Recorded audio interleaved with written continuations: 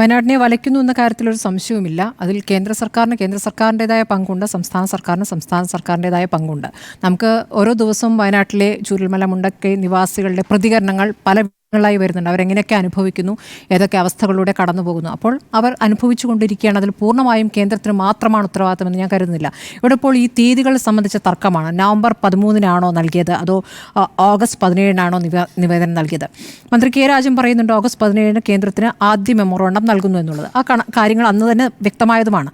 പക്ഷേ ഇപ്പോൾ നമ്മുടെ കേരളത്തിലെ LDF UDF MP-മാർ ഒരുമിച്ച് അമിത്ഷായെ പോയി കാണുമ്പോൾ അതിൽ ഒരുമിച്ച് തന്നെയാണ് ഈ വിഷയത്തിൽ ഇതുവരെയും നിന്നിട്ടുള്ളത്. അങ്ങനെ ഒരുമിച്ച് പോയി കാണുമ്പോൾ കേന്ദ്രമന്ത്രി പറയുന്നത് സമയം വേണം, ഞാൻ നിങ്ങൾക്ക് എഴുതി തരാം, ഇപ്പോൾ പ്രതികരിക്കുന്നില്ല എന്ന് പറഞ്ഞിട്ട് എഴുതി കൊടുത്ത മറുപടിയിലാണ് ഈ പറയുന്നത് 3.5 മാസത്തിന് ശേഷമാണ് അസസ്മെൻറ്റ് മെമ്മോ നൽകിയിരിക്കുന്നത് സംസ്ഥാനം എന്നുള്ളത്.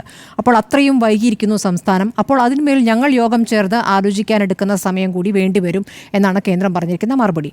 അപ്പോൾ അത് എത്രത്തോളം ശരിയാണ്? ഈ തർക്കം അവിടെ തുടരുകയാണ്. അവിടെയാണ് കോടതി എന്ന് പറഞ്ഞിരിക്കുന്നത് കൃത്യമായ കണക്ക് എത്രയാണ് നമുക്ക് വേണ്ടത്, സംസ്ഥാനത്തിന് വേണ്ട കണക്ക് എന്താണെന്ന് നാളെ കൃത്യമായി കോടതിയെ ബോധ്യപ്പെടുത്തണം. അതോടൊപ്പം കേന്ദ്രം എത്ര തരുമെന്നും, കേന്ദ്രം തരുമെന്ന് പറയുന്നില്ല, തരുന്നില്ല എന്ന് പറയുന്നില്ല, പക്ഷെ തരുന്ന എത്രയായിരിക്കും എന്നുള്ള കാര്യത്തിൽ വ്യക്തത വേണം. ഇപ്പോൾ കേന്ദ്രം പറഞ്ഞിരിക്കുന്ന അടിയന്തര സഹായമായി ജൂലൈ 31-ന് 145.60 കോടി നൽകി. ഒക്ടോബർ 10-ന് അതിന് രണ്ടാം കോടി നൽകി 145.60 കോടി നൽകിയിട്ടുണ്ട് എന്നുള്ള കണക്കാണ് പറയുന്നത്. അതോടൊപ്പം തന്നെ BJP ഇപ്പോൾ പറഞ്ഞുകൊണ്ടിരിക്കുന്നത് വെള്ളപ്പൊക്ക ധനസഹായമായി 3000 കോടി നൽകിയതിൽ 2100 കോടി ലാപ്സാക്കി കളഞ്ഞിരിക്കുന്നു എന്നൊരു കാര്യം കൂടി അവിടെ ചൂണ്ടിക്കാണിക്കുകയാണ്. അപ്പോൾ വെറുതെ തുക നൽകിയോണ്ട് കാര്യമില്ല, അത് ഉപയോഗിക്കുന്നില്ല സംസ്ഥാനം, അതാണ് കേരളത്തിൻ്റെ രീതി എന്നുള്ളതാണ് കേന്ദ്രത്തിൻ്റെ വിമർശനം. 2219 കോടി രൂപയുടെ സഹായമാണ് കേരളം ആവശ്യപ്പെട്ടിരിക്കുന്നത്. അതോടൊപ്പം തന്നെ നമ്മൾ ഇതൊരു ദേശീയ ദുരന്തമായി പ്രഖ്യാപിക്കണം എന്നൊരാവശ്യം, അല്ലെങ്കിൽ തീവ്ര ദുരന്തത്തിൻ്റെ കാറ്റഗറിയിൽ പെടുത്തണം എന്നുള്ള ആവശ്യം സംസ്ഥാനം ആവശ്യപ്പെടുമ്പോൾ അത് പറ്റില്ല എന്നുള്ള മറുപടി എന്നാണ് വന്നത് എന്നുള്ളതും അതിൻ്റെ രാഷ്ട്രീയം വ്യക്തമാക്കുന്നതാണ്. വയനാട്ടിലെ തെരഞ്ഞെടുപ്പിന് ശേഷം അടുത്ത ദിവസമാണ് അത് ഇപ്പോൾ സാധ്യമല്ല എന്നുള്ള മറുപടി കേന്ദ്രത്തിൽ നിന്ന് ലഭിക്കുന്നത്. അപ്പോൾ അതിൽ രാഷ്ട്രീയം ആർക്കൊക്കെ എപ്പോൾ സഹായം നൽകുന്നു എന്നുള്ള വളരെ കൃത്യമാണ്. ഇവിടെ പ്രധാനമന്ത്രി വന്ന് എല്ലാവരെയും കണ്ട ശേഷം നമ്മൾ പലതവണ ചർച്ച ചെയ്തതാണ്. നമ്മൾ വലിയ പ്രതീക്ഷയിലായിരുന്നു. മോദി തന്നെ പറയുന്നു പണത്തിൻ്റെ കാര്യത്തിൽ ഒരു സാങ്കേതികത്വവും നോക്കിയില്ല. ഇപ്പോൾ കോടതി തന്നെ പറയുകയാണ് സാങ്കേതികത്വം കൊണ്ട് വരരുതെന്ന്. അപ്പോൾ സാങ്കേതികത്വത്തിലാണ് നിൽക്കുന്നത് എന്നുള്ള ഒരു പ്രധാനപ്പെട്ട വിഷയം നിൽക്കുകയാണ്. ഇവിടെ NDRF-ൻ്റെ സംഘം വന്നതിൻ്റെയും കോസ്റ്റ് ഗാർഡിൻ്റെ സംഘം വന്നതിൻ്റെയും വ്യോമസേനയുടെ ഹെലികോപ്റ്റർ തന്നതിൻ്റെയും കണക്കൊക്കെ കേന്ദ്രം പറഞ്ഞുകൊണ്ടിരിക്കുന്നുണ്ട്. ഇവിടെ NDRF ഡയറക്ടർ ജനറൽ ഓഗസ്റ്റ് 7 മുതൽ 10 വരെ ഉണ്ടായി, അവരുടെ കാര്യങ്ങൾ നിരീക്ഷിച്ചിരുന്നു എന്നുള്ള കാര്യം കേന്ദ്രം വിശദമായി പറയുന്നുണ്ട്. ഇനിയിപ്പോൾ തീയതിയുമായി ബന്ധപ്പെട്ടല്ല, മറ്റ് സംസ്ഥാനങ്ങൾക്ക് നൽകിയ സഹായത്തിൻ്റെ കണക്കും ഇപ്പോൾ കോടതി തന്നെയാണ് പറഞ്ഞിട്ടുള്ളത്. സിക്കിമിൻ്റെയും ഹിമാചലിൻ്റെയും കർണാടകയുടെയും തമിഴ്നാടിൻ്റെയും ഒക്കെ കാര്യം ഹൈക്കോടതി തന്നെ ചോദിച്ചിട്ടുണ്ട്. ഈ സംസ്ഥാനങ്ങൾക്കൊന്നുമില്ലാത്ത ഉപാധികൾ എന്തുകൊണ്ട് സംസ്ഥാനത്തിന്, കേരളത്തിന് എന്നുള്ള കാര്യം ചോദിക്കുന്നു. അപ്പോൾ ത്രിപുരയിൽ IMCT സന്ദർശനത്തിന് പോയപ്പോൾ തന്നെ 40 കോടിയുടെ സഹായം പ്രഖ്യാപിച്ചു. ഇപ്പോൾ ഏറ്റവും ഒടുവിൽ നോക്കൂ, തമിഴ്നാട്ടിൽ ഫിഞ്ചൽ ചുഴലിക്കാറ്റ് 2000 കോടി ആവശ്യപ്പെട്ടു, 994 കോടി ഇതിനകം തന്നെ കൊടുക്കാൻ തീരുമാനിച്ചു കഴിഞ്ഞിരിക്കുന്നു. അപ്പോൾ ആ കണക്കൊക്കെ പെട്ടെന്ന് തന്നെ പ്രഖ്യാപിക്കുകയാണ്. നമ്മുടെ കാര്യത്തിൽ ഈ മെമ്മറാണ്ടം വരുന്നത് അത് വൈകി എന്ന് പറയുന്നു. ആദ്യത്തെ മെമ്മറാണ്ടത്തിൽ ആ രൂപത്തിൽ പണം നൽകിയില്ല എന്ന് പറയുന്നു. ഇനി കേരളത്തിന് ചില പിഴവുകളൊക്കെ തുക ആവശ്യപ്പെടുന്ന കാര്യത്തിൽ സംഭവിച്ചിട്ടുണ്ട് എന്നുള്ള കാര്യം അവിടെ നിൽക്കുകയാണ്.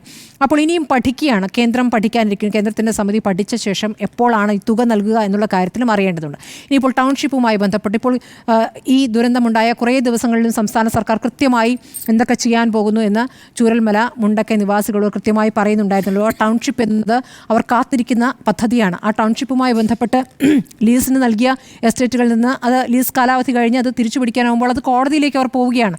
അപ്പോൾ വീണ്ടും അതിനി കോടതി വ്യവഹാരങ്ങളിൽപ്പെട്ട് അത് വൈകുമോ എന്നുള്ള ആശങ്ക അവിടെ നിൽക്കുന്നു. അപ്പോഴാണ് പ്രതിപക്ഷം ഇനി ഞങ്ങൾ കാത്തു നിൽക്കുന്നില്ല, സംസ്ഥാന സർക്കാർ അല്ലെങ്കിൽ കേന്ദ്ര സർക്കാരിൻ്റെ സഹായം ഏത് രൂപത്തിൽ വരുന്നതിന്, അപ്പോൾ അവർ അവരുടെ വഴിക്ക് ചെയ്യാവുന്ന കാര്യങ്ങളിലേക്ക് പോകുന്നു എന്നുള്ളതാണ്.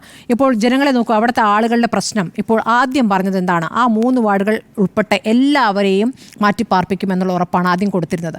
പിന്നീട് അത് മാറി പൂർണ്ണമായും വീട് തകർന്നവർക്ക് അല്ലെങ്കിൽ ഭാഗികമായി തകർന്നവർക്ക് മാത്രം എന്ന രൂപത്തിലായി മാറി. അതെങ്ങനെയാണ്? ഈ ജോൺ മത്തായി റിപ്പോർട്ട് വന്ന ശേഷമാണ്. അത് 30 മുതൽ 50 മീറ്റർ ഡിസ്റ്റൻസ് ഉള്ളവർക്ക് അവിടെ താമസിക്കുന്നതിൽ പ്രശ്നമില്ല എന്ന രൂപത്തിലാണ് റിപ്പോർട്ട് നൽകി. പക്ഷേ അവരെ സംബന്ധിച്ച് ആശങ്കയുണ്ടെന്നേ. 10-35 ലക്ഷത്തിന് വീട് വെച്ചവർ പോലും അവർക്ക് അങ്ങോട്ട് മടങ്ങിപ്പോകാൻ ഭയക്കുന്നുണ്ട്. വാടക വീടുകൾ എടുത്തു പോയവർ, സ്വന്തം നിലയ്ക്ക് പോയവരുണ്ട്. അങ്ങനെ വാടക സംസ്ഥാന സർക്കാർ പറഞ്ഞിരിക്കുന്ന വാടക കിട്ടാത്ത ഒരുപാട് പേരുണ്ട്. ഈ ചികിത്സാ സഹായം ഒരുപാട് പേരുണ്ട്. പരിക്കേറ്റവർക്ക് തുടർ ചികിത്സാ സഹായം 134 പേർക്ക് വേണം. അതിൽ 52 പേർ അപ്പോൾ അതിൽ 102 പേർ പുറത്തു നിൽക്കുകയാണ്. അതോടൊപ്പം തന്നെ അനർഹർ കയറി കൂടിയിട്ടുണ്ട്. ഈ ക്യാമ്പുകളിൽ കയറി അനർഹരുണ്ട്, അവരിപ്പോഴും സഹായങ്ങൾ നേടിയെടുക്കുന്നുണ്ട്.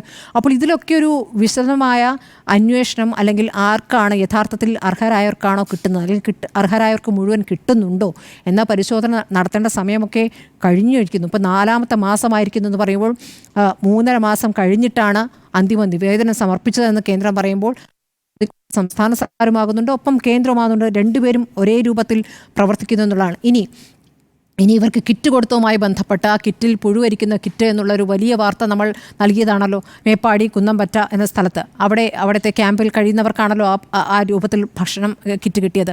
ഇപ്പോൾ അവിടെ കിറ്റേ കൊടുക്കേണ്ടെന്നായി.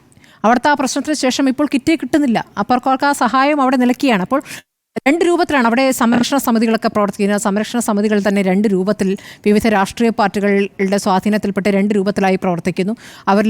അവർ ചിലരെയെങ്കിലും സ്വാധീനിച്ച് ആവശ്യങ്ങൾ വേറെ രൂപത്തിൽ, അതായത് രാഷ്ട്രീയം കളിക്കുന്നുണ്ട് അതിനകത്ത്. ആ വിഷയം ആ രൂപത്തിൽ കൈകാര്യം ചെയ്യേണ്ടതല്ല. അപ്പോൾ സംസ്ഥാന സർക്കാർ വളരെ ശ്രദ്ധയോടെ ഇടപെട്ടില്ലെങ്കിൽ വയനാട് ജനത പൂർണ്ണമായും സംസ്ഥാന സർക്കാരിനെതിരാകും. കാരണം ഇപ്പോൾ നോക്കൂ, ഇവിടെ വന്നിരിക്കുന്ന തുക 625.76 കോടി. ഇവിടെ ഓരോരുത്തരും സാധാരണക്കാർ, പാവപ്പെട്ടവരടക്കം കൊടുത്ത തുക, അവിടെ സംഭാവന അവിടെ നിൽക്കുന്നുണ്ട്. ആ തുക വയനാടിന് എന്തുകൊണ്ട് കിട്ടുന്നില്ല എന്നൊരു ചോദ്യം അവിടെ ഉയരുകയാണ്. കേന്ദ്രത്തിൻ്റെ ഫണ്ട് കിട്ടിയില്ല അപ്പോഴും. അതുകൂടാതെ 1280 കോടി രൂപ വിവിധ സംസ്ഥാനങ്ങളായി കൊടുത്ത തുക അവിടെ നിൽക്കുന്നു. അതെപ്പോൾ ചിലവാക്കുമെന്നുള്ള 2000 കോടിയുടെയൊക്കെ പദ്ധതി അവിടെ പറയുമ്പോൾ അത് എത്ര വേഗത്തിലാക്കുന്നുള്ളൊരു വിഷയം അവിടെ നിൽക്കുകയാണ്. ഇനിയിപ്പോൾ BJP പറയുന്ന ഒരു കാര്യം, സ്റ്റേറ്റ് ഡിസാസ്റ്റർ മിറ്റിഗേഷൻ ഫണ്ട് അവിടെ 445 കോടി രൂപയുണ്ട്. അതിൽ ഈ പറയുന്ന നൂലാമാലകളില്ല എന്ന് പറയുന്നു. ഇനിയിപ്പോൾ SDRFൻ്റെ പണം എടുത്തുകൂടെ എന്ന് കേന്ദ്രം ആവർത്തിച്ച് പറയുമ്പോൾ കേന്ദ്രത്തിനും വിമർശനം ഏൽക്കേണ്ടതായ കാര്യങ്ങളുണ്ട്. അതിൻ്റെ മാനദണ്ഡപ്രകാരം ഒരു വീട് തകർന്നാൽ 1,30,000 രൂപയെ ചെലവഴിക്കാൻ പറ്റുള്ളൂ. കേരളത്തിൽ 1,30,000 രൂപയ്ക്ക് ഒരു വീട് വയ്ക്കാൻ പറ്റുമോ എന്നുള്ള ചോദ്യം അവിടെ നിൽക്കുകയാണ്. അതിലപ്പുറം എത്ര തുക അതിൽ ഫണ്ടായി കിടക്കുമ്പോഴും അത് ആ രൂപത്തിൽ വീട് നിർമ്മാണത്തിന് കൊടുക്കാൻ പറ്റില്ല എന്നൊരു പ്രശ്നം അവിടെ നിൽക്കുന്നുണ്ട്. അപ്പോൾ അങ്ങനെ ആകെക്കൂടെ നൂലാമാലകളിൽ പെട്ട് കിടക്കുമ്പോൾ അവരെ സംബന്ധിച്ച്, ചൂരൽമല മുണ്ടക്കൈ നിവാസികളെ സംബന്ധിച്ച് ഈ സാങ്കേതികത്വമൊന്നും അവരുടെ വിഷയമല്ല. അവരുടെ വിഷയം അവർക്ക് പഴയതുപോലെ ജീവിക്കാനുള്ള സാഹചര്യം ഉണ്ടാക്കുക എന്നുള്ളതാണ്. അതിൽ വളരെ വേഗത്തിൽ സംസ്ഥാന സർക്കാർ അതിനായി മുന്നോട്ട് പോയില്ല എങ്കിൽ കാര്യങ്ങൾ കൈവിട്ടു പോകും.